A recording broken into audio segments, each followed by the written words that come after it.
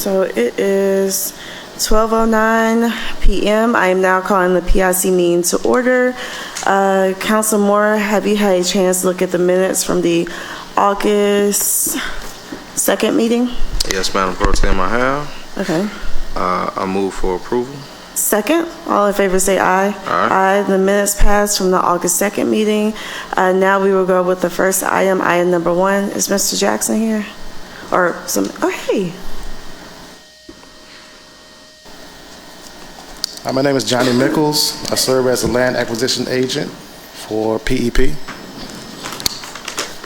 And I have a right-of-way encroachment license agreement between the City of Birmingham and Aptitude Birmingham LLC regarding a proposed installation of brick pavers, sidewalks, ornamental lights, tree planters, stop signs, ADA parking stalls, crosswalks, updated traffic signals, storm drain connections, sanitary sewer connections, and paving for the purpose of student housing located at 302 13th Street South. Is there anyone here to represent Aptitude Birmingham LLC? Please come up and state your name and address. Any pictures? Hi, my name is Christopher Maines. I'm with CHA Consulting, representing Aptitude Birmingham, and you want my address? Okay, thank you. Council Moore, do you have any questions? No, I didn't know if there were any diagrams that went along with this this item at all. Do you have any?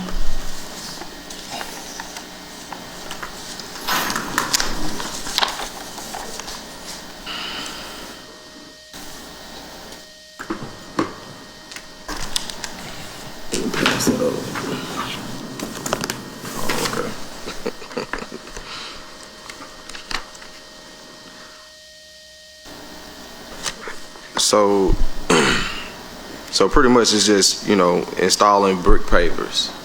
I can't hear you, sir. I said, so pretty much you're just installing brick pavers? Yes. And sidewalks? Brick pavers for the and sidewalks around the perimeter of the new student housing building. And then we did some on-street parking on 13th, 12th, and 3rd. Gotcha.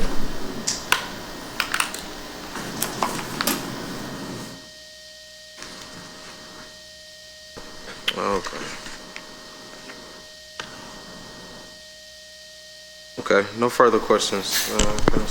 Okay, well, I'm good to go. I move for approval. Second. All in favor say aye. Aye. The item passes. Thank you. Next item. Thank you.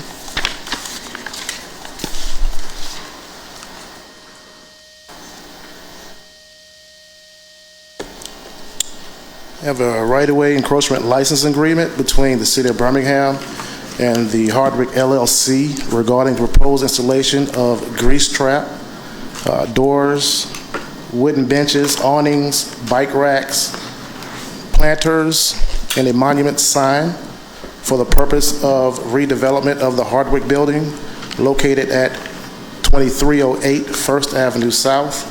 The fixtures will encroach into and over and upon the right-of-ways of Powell Avenue, 23rd Street South, First Avenue South, as shown on the attached Exhibit A.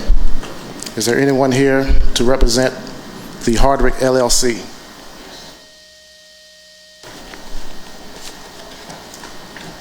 I actually just took a tour of the property. Hey, last week or week before last. I'm very good to see you again. Good to see you again. Yeah, I'm very excited about the Hardwick. Can you say your name and address? Scott Bloomston with Centennial Properties. Okay. Council Moore, do you have any questions? No, no questions. Okay. And so this will be for the office tenants there, for people to ride their bikes there and et cetera?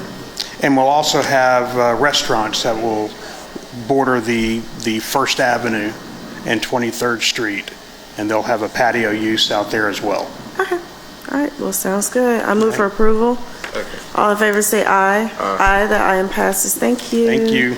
Next item.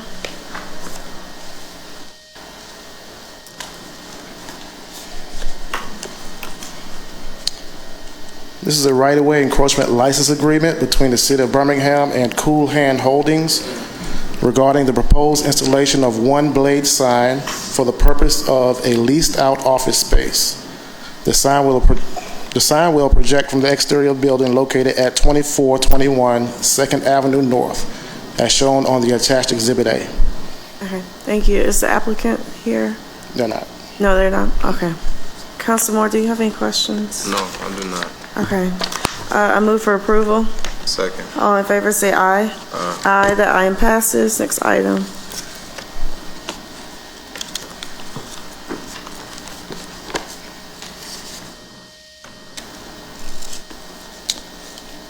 There's a right-of-way encroachment license agreement between the City of Birmingham and Urban Beverage 2 Inc. regarding the proposed installation of one blade sign for the purpose of a local cocktail bar.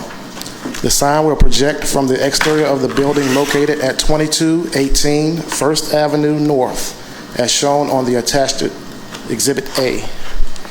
Is anyone here to represent Urban Beverage 2 Inc.?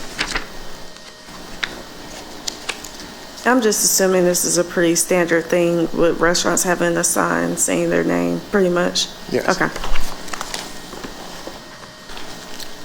Hello, Jesus Mendez, 2218 First Avenue North, the Dagny. Okay. Council Moore, do you have any questions?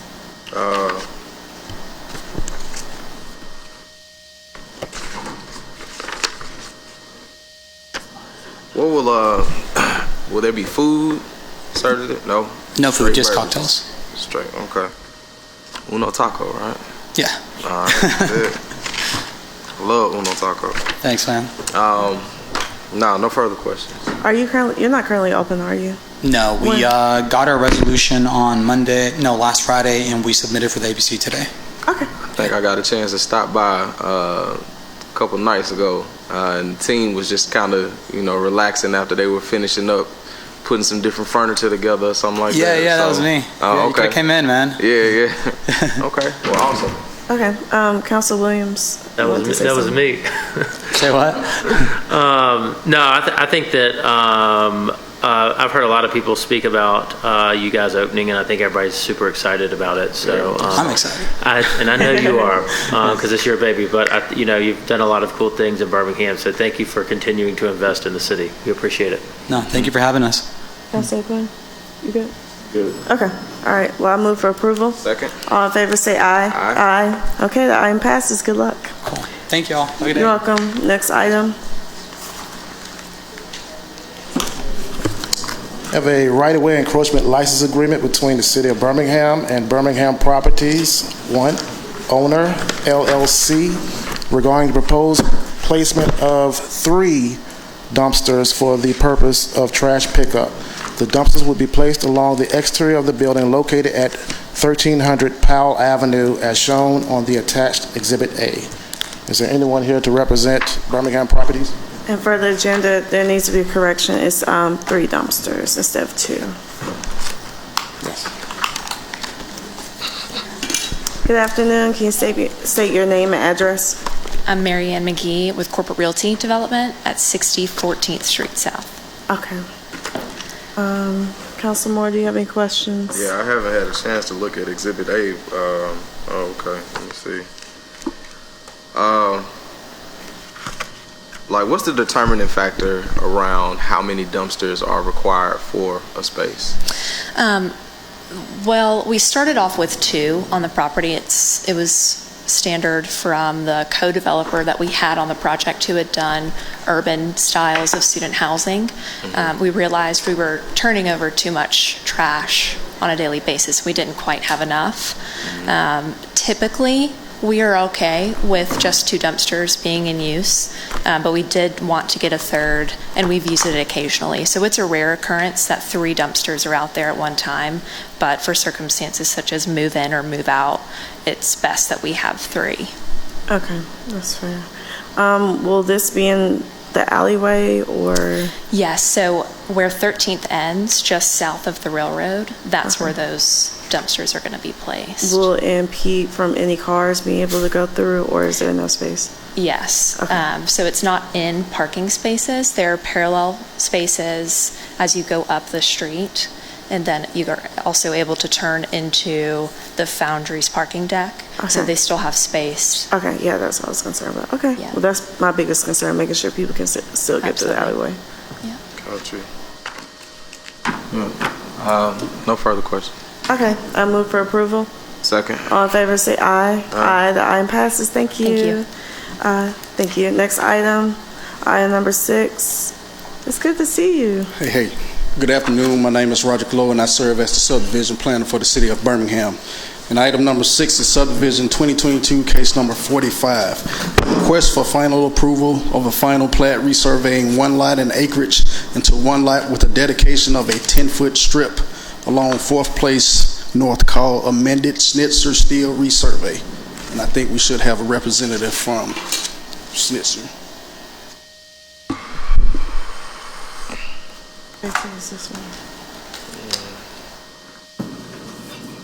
Hello, this is Mark Ullman with MBA Engineers. I'm representing Schnitzer Steel. We are at 320th Street North, and the location's 515 First Avenue North. Okay.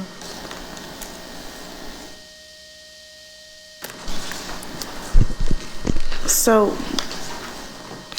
I guess what's the end goal of this? Like, what would be the result from you doing this survey? We're looking to combine 2 pieces of property that are owned by Schnitzer, and then we will dedicate a 10-foot right-of-way over to 4th Place North, over to the city. Okay. Say that again. I'm sorry, I couldn't hear you. Yes.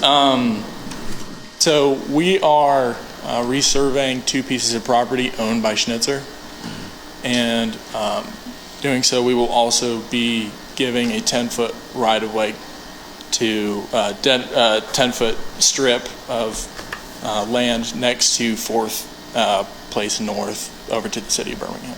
Got you. So pretty much you connecting 2 pieces of land that's owned Yes. by the same. Okay. Sorry, I need to break it down further. Then they'll give it to the city, yeah. Got you. Okay. Move for approval. Second, all in favor, say aye. Aye. The item passes. Thank you. All right, thank you. Next item. Item number 7, subdivision case 2022, case number 64, which is a request for favorable recommendation regarding the vacation of 5,741 square feet of alleyway, and a request for approval of a final plat combining the vacated alleyway with 3 lots into one lot called 22nd Partners Resurvey of Block 752. I think we have Ms. Marcy here to entertain any questions.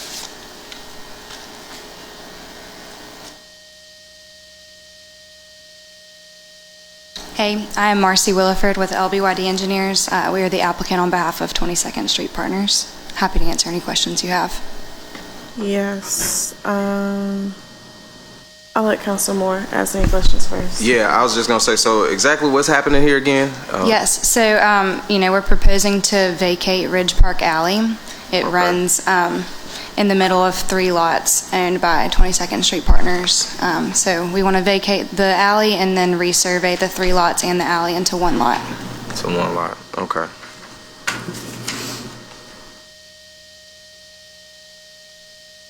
Okay. You got Councilor Quinn, do you have any questions? Is this Glen Iris? Yes, this is Glen Iris. What's the neighborhood? I'm sure. Glen Iris. Okay, it is Glen Iris. Okay. Is the neighborhood okay with this? Supermarket was. Yes. Okay. That's like.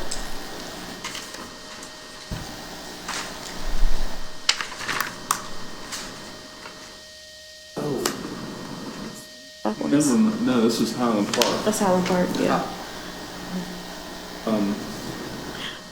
Yeah, this is in connection with the proposed redevelopment of the Western Supermarket, right? That's right. You just said that. It's just dawning on me now. Okay. Okay. Well, I think I'm good to, do you remember where that is, JT? The Western Super, okay. All right. And what are the plans for the redevelopment for the Western Supermarket, by the way? It'll be a multifamily development. Oh, okay. Is it gonna, I'm sorry, No, you're fine. Councilor Quinn. is it, they're gonna be on-site parking within the development? for the There will be. residents? There will be a parking garage. Okay. There'll be a parking garage over there. Where over there? It's on the back side. The site has a pretty Oh, significant yes, I do know about that. change in topo. So. Yeah, it's been causing a little bit of trouble. I know exactly what that is. So is the building gonna route the parking garage? It will. Okay. Okay. And the current tenants, Councilor Williams. saying the current tenants will move out. They will. Okay. I'm sorry, No, you're fine, Councilor Quinn. It's okay. this is gonna be a big project for the city, so it's a big deal. And, you know, Highland Park is a highly diverse, highly active neighborhood. You know, you probably heard from a lot of people who really appreciated having a grocery store at that location. It contributed a lot to the walkability of the neighborhood. So my next question is there going to be any commercial and retail space in the building? There will not be in the building, but we are keeping in mind all the pedestrian activity. Then the site will be walkable, so you will still have that access. Okay. Is it going to require rezoning of the property to meet the new use? We are currently rezoning. Okay. Okay. Well, I'm excited about that. I hate to lose that grocery store. We used to get our lunch and dinner there sometimes, but I'm excited about this redevelopment. So I move for approval. Second. All in favor say aye. Aye. The item passes. Next item, I know, is Attorney Sheffield here? Somebody from the attorney's office, Mayor Wolfen? It's number 8, the Workforce Development Program. Oh, Attorney Smiley? yes. Okay. Well, I'll read it out loud. We actually have a presentation for you. Okay, well, I'll read them and then we'll be ready for it. Yes, ma'am. Item 8, a resolution approving and authorizing the mayor to execute and deliver an interlocal cooperation agreement between Alabama Department of Corrections, ADOC, and the City of Birmingham to provide workers to assist in the provision of general services in light of severe worker shortages and retention challenges. The ADOC has within its custody certain inmates who can provide services required by the city to advance the city's neighborhood revitalization goals. The city and ADOC are dedicated to improving the quality of life for inmates in ADOC custody and formerly incarcerated individuals, one of the city's most challenged communities. In consideration of providing the inmates to the city shall pay the DOC $20 per inmate per day. Good afternoon, Madam Committee Chairwoman. I don't even know what it is today. Committee Chairwoman, Madam Pro Tem. It's fine, either one. Good afternoon to the entire council. Thank you for the time this afternoon. We have before you an actual presentation, but I'm here because I'm sensitive to the conversation at hand. Right, this is not light. I think yesterday I sent each of the councilors an email, but I want to back out. I do want to speak to the sensitivity nature of what's before you. I think on one hand, my own personal experience where my father for 39 years and 10 months, I'm still trying to figure out why he just didn't do a whole 40. But he worked for the state. He worked in pardons and paroles. As a child, we never necessarily talked about what he did, but I saw it, right? And only as an adult, started asking questions about second chances. I started asking questions about what was he responsible for and all those things that I didn't realize as a child. And then I get in this position as mayor. I think we all know some of the issues around our toolbox of addressing things in our community around enforcement, prevention, and one we don't necessarily talk a lot about, but that's equally important to me is reentry efforts, right? That in this community, reentry efforts have to be as important as enforcement and prevention efforts. And conversation probably started a few years ago that I didn't have the appetite to bring this before you because I had my own preconceived notions. I had my own reserve. I had my own issues around what's in front of you. Should we do this? How would it be perceived? Does it work? Can it work? Does it fit for our community? Well, in 2022, what's happening as it relates to our workforce looks different than what it did in 19. In 2022, I am still as committed to reentry efforts as I was in 2017. And so combining all of that together, there is a work release site in our city limits that houses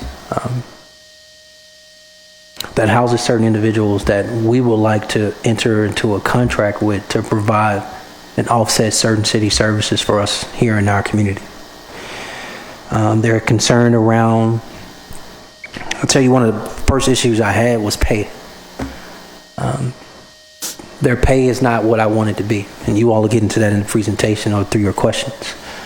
But trust me, if it was up to me, I would pay them the livable wage of what I think they deserve to be paid. But I don't think state law allows that. So to offset that around the conversation of reentry efforts and reentry opportunities, what other services we as a city can provide around workforce development or workforce training and other social learning initiatives that we can provide these adult women to make sure when they fully enter society that they can jump the curve on being full citizens giving back to their community. I think one of the ways to do that is through actual employment opportunities. So with that, I wanted Ms. Smiley to take it from here. Ms. Smiley, who do we want to actually present first?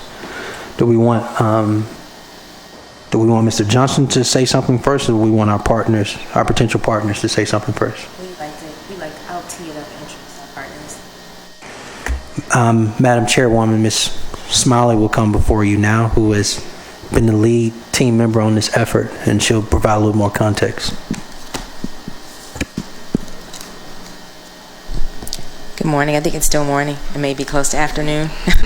Melissa Smiley, the mayor's office. So what you have before you is a draft of a proposal for the city to enter into an engagement with the Alabama Department of Corrections.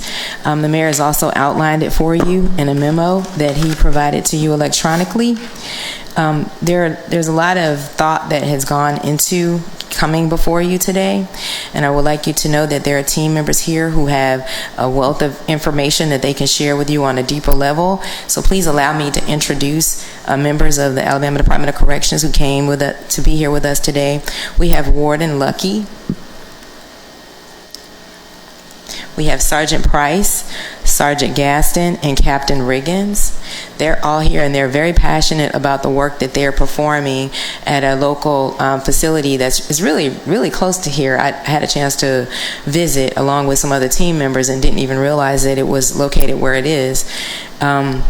They presented an opportunity to us at the city, and the mayor has described how he arrived at pushing his team to consider this opportunity. So I'd like for you to hear from the warden directly, as she can explain to you what's going on in her facility and how just the progressive things that they're trying to do to provide a future opportunity for the incarcerated persons that they're in charge of. Yes, Madam Warden. Which word? This one, yeah, Madam Warden. Okay, this one, okay. Can you come to the mic, Mr. Ricky?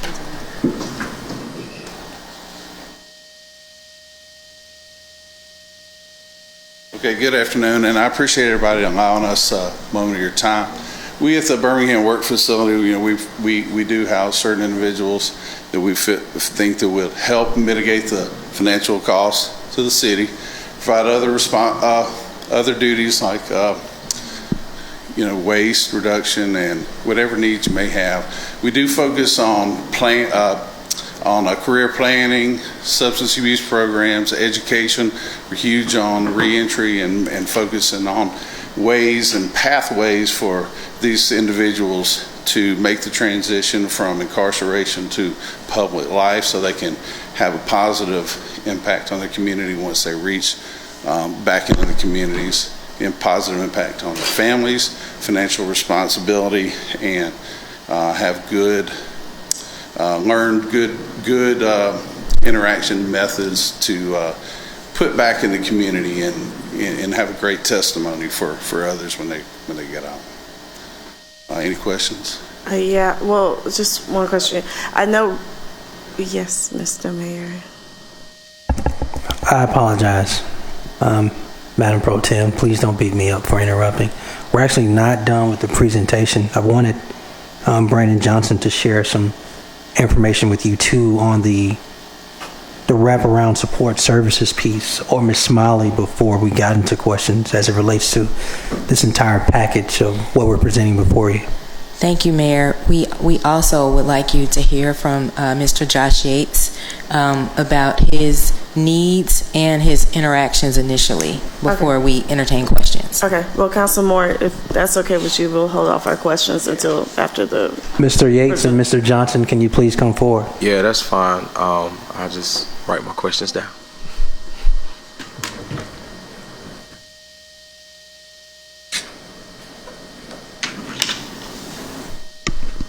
Good afternoon, committee. My name is Brandon Johnson. I serve as Director of Policy for the Office of Social Justice and Racial Equity. One of the things that we realized when this opportunity was presented to us, if not us, who? These women are going out into the workforce per state statute. We believe wholeheartedly that under the leadership of Mayor Woodfin, the best opportunity for these women is with the city of Birmingham. Additionally, we will be engaged in wraparound services. There is a saying in reentry that there's nothing for us without us. So we are engaging the leadership of the mayor's women's initiative, as well as existing service providers, some of whom the city is already funding, to look at things like family reunification, navigating credentialing and various state documents that they need. But more importantly, this will be a bi-directional relationship with these women so that we can build this out in an iterative process. I believe the memo the mayor sent told you that this is a 6-month pilot with 25 women. This is a start, not an end. We don't presume to know better than the women in these circumstances what they need. But what we do know is that they are members of our community with families in our community, and our greatest asset as a city are our residents. And though they have fallen on the wrong side of the law, we believe wholeheartedly that they deserve not only a second chance, but to be reintegrated into these communities. And I'd also consider this in the context of other reentry efforts that the mayor will be rolling out in the weeks to come. And the thing that stuck out to me the most, and Warden, correct me if I'm wrong, but we asked how many of these women are mothers? You know, it's upward of 85% of these women are mothers. And so we're not just impacting these individuals, we're impacting whole families.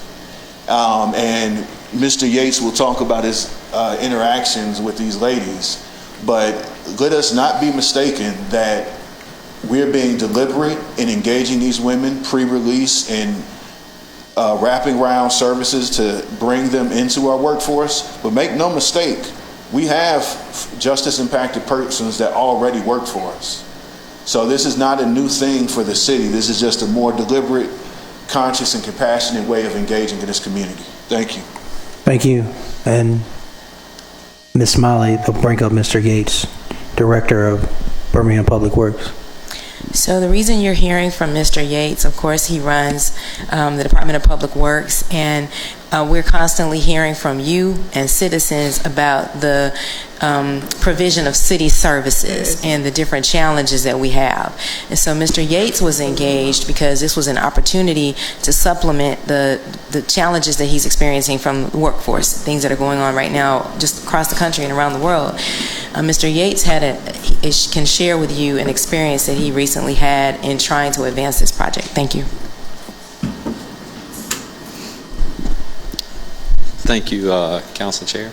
Committee Chair, sorry, Smitherman and other council members, committee members. Josh Yates serves as the Director of the Department of Public Works.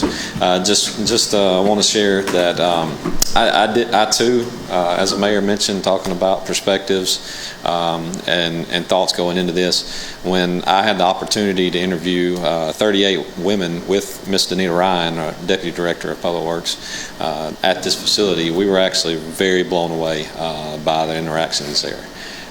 Each one of these ladies had a resume. Each one of these ladies had things that in their resume that built upon their experiences.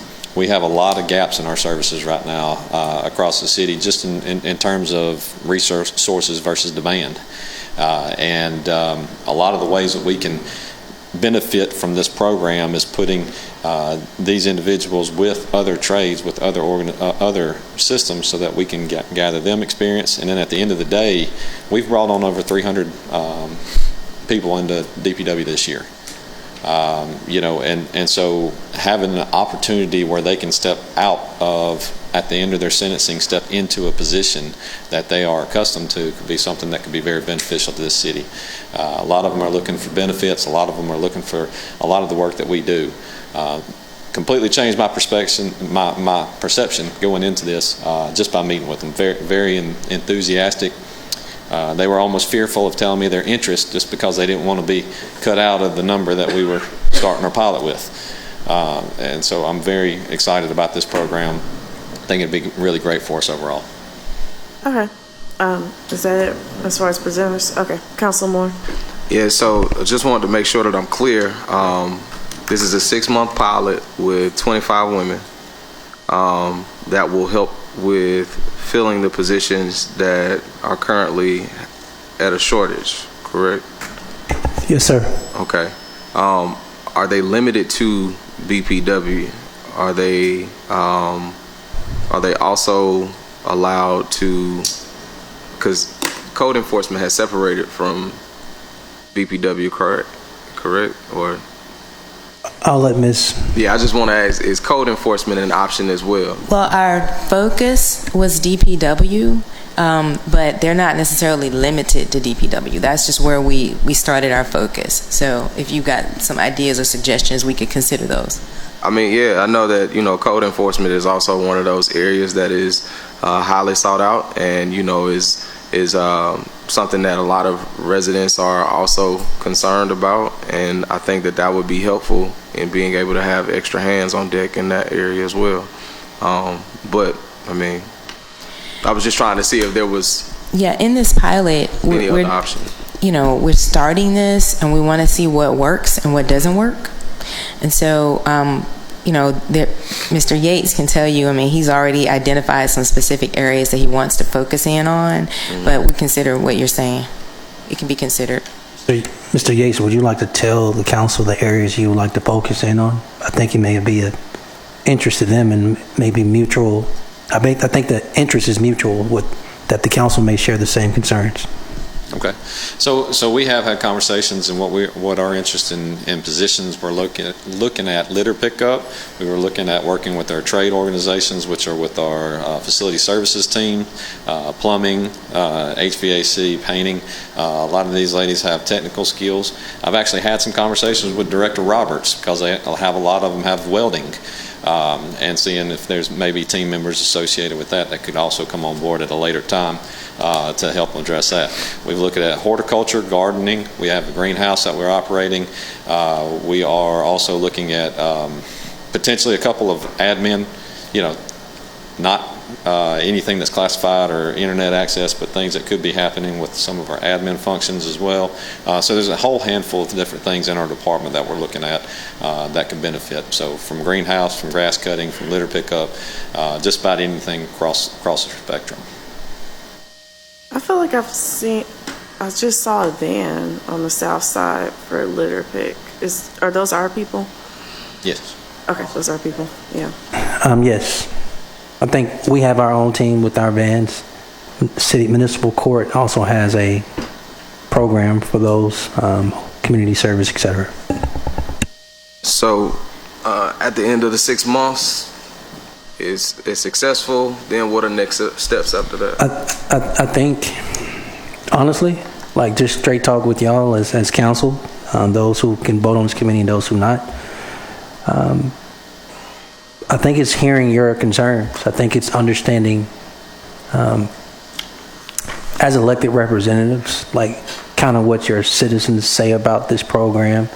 I think internally for us, we believe it will be beneficial. I want you to know this has been something we have intentionally slow walked to make sure it fits our values. Does that make sense? But we have a high appreciation and respect for your values as well, because ultimately you have to vote and approve this. I think within this 6 months, we will want to assess the first 100 days or first 3 months to see how it's working. And after 6 months, come back to this body and say, hey, is this something, if we want to extend it, ask your permission to extend and see how you feel about that extension, whether it's by time and or additional people. Can we go on record and I guess get like an update at that 3 month mark, just so that we'll be able to assess? If this full body approves this, I think the administration will be 100% comfortable with that. It will give you as many updates as you want or when you want them. Cool. Yeah, I think it'll be good to have it for PIC and Committee of the Whole, so the whole council can know about that. Because, my next thing is, okay, we've done the pilot program, and say, for instance, they're done with their sentence. Will they be able to go out and be qualified for jobs? That is literally my desire. Okay. Right? I'm very comfortable telling you that. As I shared earlier, if it was up to me while they're in state custody, if we could pay them the full wage, I would do it. No hesitation, right? If it was up to me, I'd scoop them up right now. But it's not up to me. But as they transition out of state custody and back into the community with their families, they would have already learned our system and having the opportunity to offer them full-time employment. No hesitation. Okay. Councilor Moore, do you have any more questions before I go to Councilor O'Quinn and Williams? No, I do not. Okay. Councilor O'Quinn and then Councilor Williams. Yeah. Okay. So thank you for addressing the pay issue. That was my initial concern. My next concern is just is related to. So I believe that incarceration, should be more about rehabilitation and less about punishment. Mm-hmm.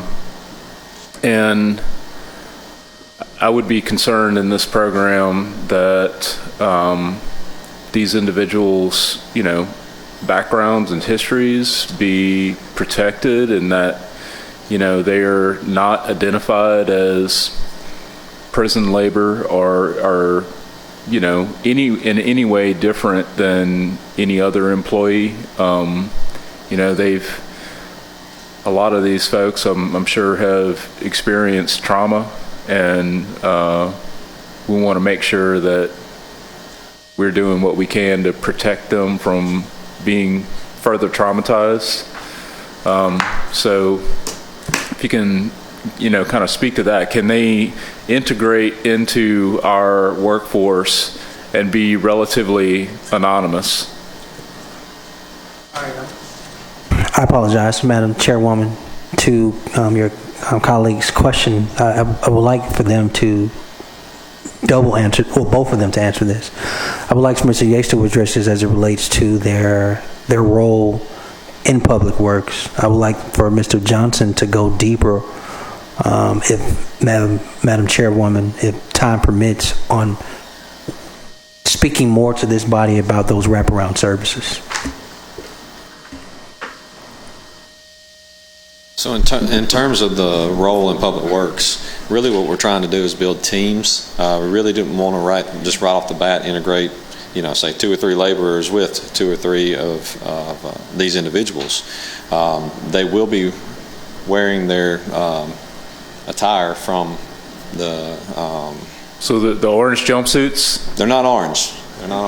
They're khaki, and Public Works has had a history of always wearing khaki, so it's not too far away, but they are noticeably different.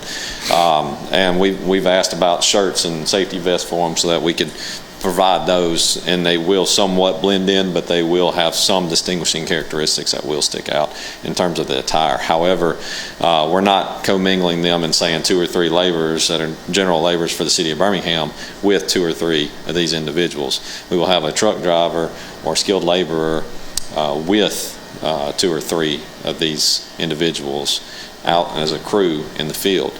Additionally, any of the trades or any of our organizations really doing a buddy-buddy system where there'll be 2 of them with one of our employees, and not having really these one-on-ones or anything like that. It will be more engaged together with more interaction to our skilled labor supervisor, truck driver type roles than our general labor group that we have right now.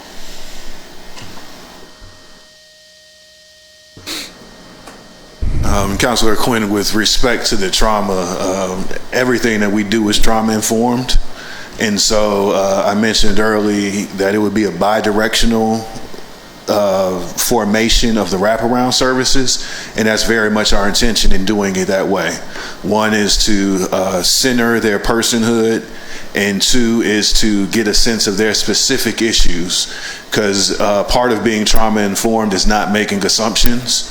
And so we will have people coming in, professionals engaging what is needed, and as we make those assessments, we'll be bringing in service providers to assist them, and then also we can report back to yourselves and the mayor issues that are identified and what resources might be needed to address those specific issues and how we want to address that. But fully trauma informed, fully going in, recognizing that these women are going to have needs, sometimes needs that extend into their household, and thinking of innovative and creative solutions to make that person whole, so that I think at the end of the day, these, as I said before, nothing is more valuable to a city than its residents. So the stronger these women leave, enter our workforce and enter our neighborhoods, the better we are as a city.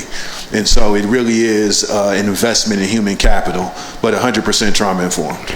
Can you give the example, Mr. Johnson, of, let's say, we already have a relationship with the YW. So if you use YW as an example on receiving information on one of the individuals we're working with, how would all of that come into play? Well, I think what we'll know is that these are women with needs. And so as we identify those needs, you'll have service providers like the YWCA that are 100% trained and prepared to deal with all the confidentiality and wraparound services needed, and we'll be able to navigate that woman through whatever she's having.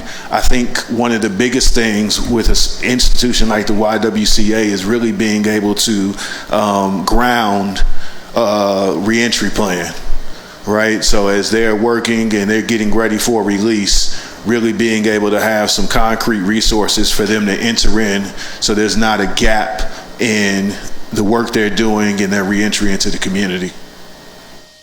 Thank you. Do you have any more questions? You good? Okay. Council Williams. Thank you, Madam Chairwoman. I think my question is a little bit more for the corrections staff.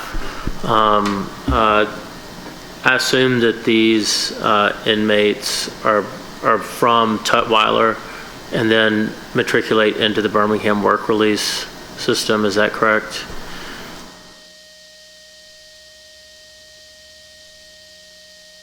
I'm sorry, you said from Tutwiler, how quickly do they matriculate into our? Well, I'm assuming that there's a, I guess I need education on the program. So sure. I assume that there's a sentencing, the inmate goes to Tutwiler and then they're matriculated into the Birmingham Work Release Center. Based on their sentencing, their their sentencing and their behavior while they're in the institution, their risk to the community, their security level. They come to us, and they also, one of the reasons they come to us is because of the programs, the services that we provided that they would not get at Tutwiler. If these are very low level, closer to getting out. These are people that we've identified that are good candidates for taking that next step. So these are people that are about to be, like they're at the end of their sentencing. Very last stage. Period. At the Okay. end. And then is there, and you said low level, is there, can you give me, does that mean nonviolent? What does low level mean? Most of ours are nonviolent offenders, and they're all vetted, so we make sure that they fit into our programs. But these are on the majority nonviolent and just very low risk for the public, risk to the public. One case that the Jefferson County Sheriff's Office had, I think in 2019, was a woman who shot her husband execution style, and then there was a plan to send that inmate to the Birmingham work release. Did that ever happen, or did that stop? I've been associated with Birmingham work release for 13 years. I've never heard of that one. Okay, thank you. Okay, Councilor Moore, do you have any questions? Before. No, Madam Chair. Okay, I guess with everything that's going on right now in the news, will this affect this program?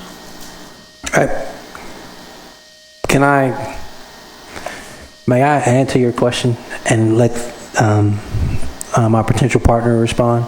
You're the mayor. Yes, ma'am. Madam Chairwoman is asking a very, I think, simple, direct question related to what we've been reading in the news around what's happening in the state prisons. I think my colleagues have some very fair questions.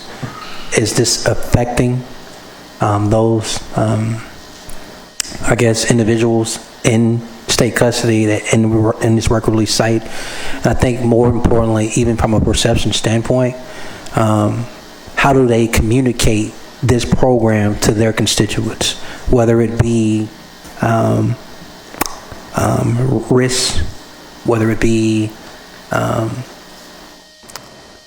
these women are being taken care of, all of those things. This is very, very important to them. And so, in the plainest language that you can speak to them so they can be armed with factual information would be really important as a potential partner. The current climate that's happening in Montgomery and on the men's side, it's not affecting us. This is a different type of inmate. These are, they're women. Their mindset is different. These are women who really do want to lend a helping hand. They see this as an opportunity for them to exercise their custody, but a lot of the women who reside with us are from this neighborhood.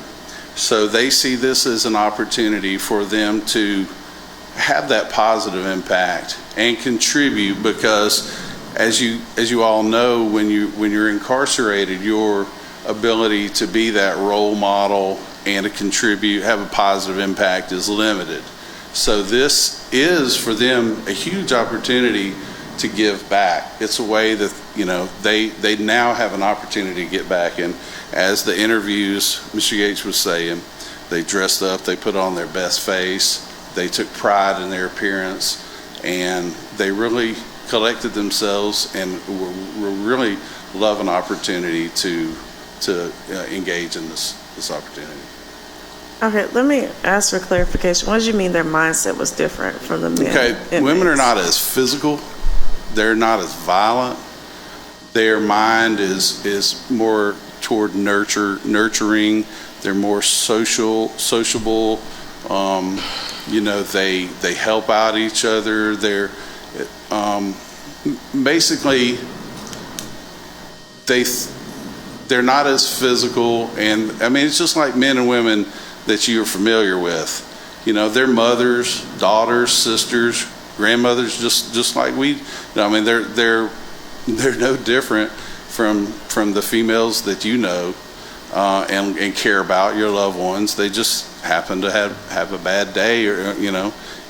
We really don't like the worst day of their lives to change the rest of their lives. You know, we want a second chance, but they're not violent in any way, and they're just bubbly personalities, just like anywhere else. They just happen to be incarcerated. Oh, no, I didn't mean my question like that. No, I was just asking because you said their mindset was different. So I didn't know, you know, I just asked for clarification. Well, Mr. Johnson, I know you've been working on this, so thank you. I want to send this to Committee of the Whole so the whole council can hear this before it goes to council meeting. And then when it goes to Committee of the Whole, can we have the contract beforehand? Yeah. Can we have it beforehand? And can we put in the contract that we get updates at Committee of the Whole every 3 months? Is that okay? Okay. Well, I move, Mr. McDaniels. Question for the administration. A lot of this is focused maybe on the contract. Internally as an organization, what have we done differently? Recognizing, although I'm sure we have a policy on that, there are some things I think we may need to be looked at in partnership with the city. And so that will be a three-way partnership. We agree with you. There's some additional written language we're going to send you from the Jefferson County Personnel Board. Yeah. We're not having this conversation in isolation. Okay. Yeah. It's important to talk to the Personnel Board. Okay. And we would like the contract, you know, a few days before the Committee of the Whole meeting to look at it. Yes, ma'am. Well, there was a contract submitted with this submission by the OCA. Okay. Well. So we're going to revise that. They actually gave you guys the contract so that you would see what the proposed terms are. And we thought there would be some discussion in this meeting that we could take and modify that draft with, but it will be updated and the new one will be submitted with Committee of the Whole. Okay. Well, Okay, I know how to address it. Okay. Well, Councilor Moore, I would like to send this to Committee of the Whole. I approve. Or second. Say second. All in favor say aye. Aye. No, you're fine. Okay, we'll send this to Committee of the Whole meeting, so I'll see you guys then. Thank you. Thank you, Mr. Mayor. Thank you. Okay. Well, we have we'll run through these next four very quickly. I know 3 out of the 4 have, thank you, Councilor Williams. 3 out of 4 have 0 voided repair permits. So we'll just go through 9 through 12 very quickly. So item 9, this is to review a property that has 0 voided repair permits, 828 26th Street Southwest. Is Ms. Boswell here? She applied for a building, she applied for a demo permit this morning. Okay, so we just need to take this off. Okay, so we're going to remove item 9 because it's going to go towards demo. Okay. Item 10, this is a request to review property has 0 voided repair permits at 705 Greenmont Avenue West. Is Mr. Jordan here? Mr. Jordan, can you come up here?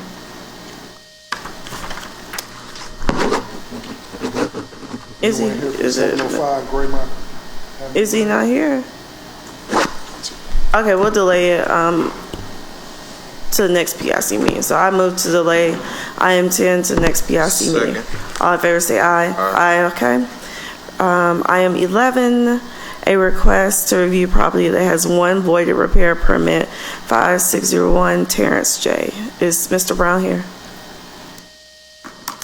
So Mr. Brown, what happened the first time? That property is fire damage. I had 2 properties that got fire damage, okay? And I got 2 properties in Atlanta that I've been working on. And I was trying to get some monies from that to go and take care of that property. So I just finally got the ones in Atlanta done. So I'm going to take those proceeds and get on that property there. How long is it going to take you to finish this property? Probably 3 to 4 months. Okay. Because I'm doing it myself with my own money. Okay. Come back in 3 to 4 months when you're done, because we want to hear about it. Okay, cool. Yeah. Wait a minute. You got to let Councilor Moore ask you a question. So help me understand this process, right? When people are working on different properties and fixing them up, it's their responsibility to check in and to let you know what's going on, right? And if there is any type of discrepancy, at least if they're checking in with you, then things can be rectified, right? Because I'm trying to understand, like, how did, like, one voided repair permit, like, how did that happen? Well, what happens is, if you don't check in, then they'll void it. And Got you. Okay, so I'm sorry, clear question. Why didn't you check in? Okay. I didn't check in because basically I was working in Atlanta. I got properties in Atlanta, okay? Basically, I have a house here in Atlanta, in Birmingham, but I have a house in Atlanta. And so the majority of my time has been in Atlanta.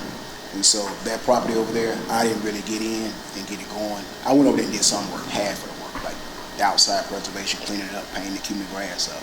But as far as getting on the inside, getting the fire damage, I hadn't had a chance to do that. And so what I just done this past week, the back side of it, I went ahead and boarded it up. I boarded all the windows up. I cut all the grass, pruned all the trees around the property. So if you go by that right now, you think like, wow, somebody's doing some real renovation. So I'm going to go on the inside today and start cleaning the inside today and tomorrow. So if you walk inside, won't be nothing inside. So that's why I'm dressed like I'm dressed today. So let me ask you this then. What's the check-in process like?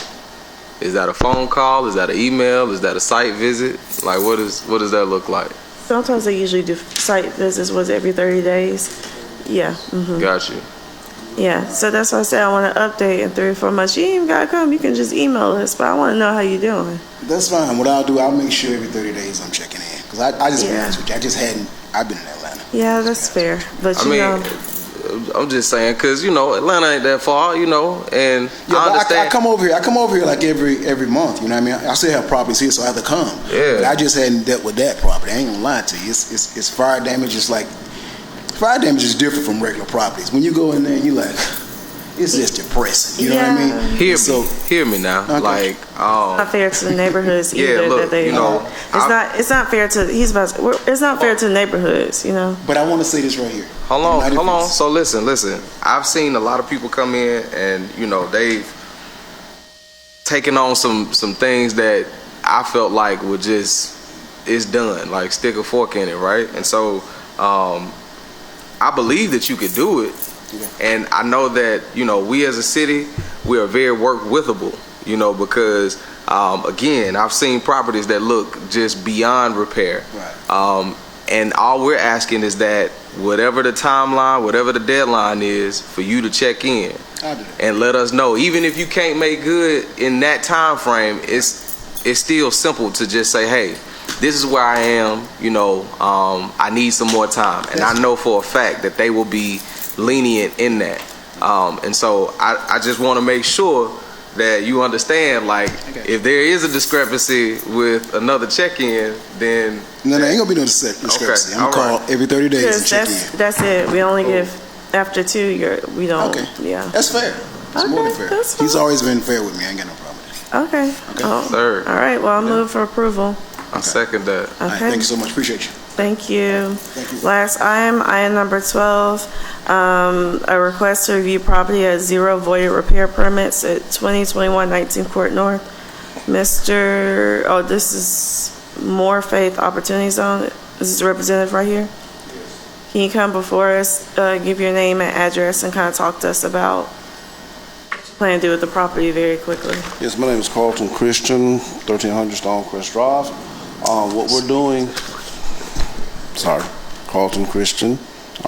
All right. What we're doing there, the top layer, we're going to do a total renovation of all 4 sets of apartments there.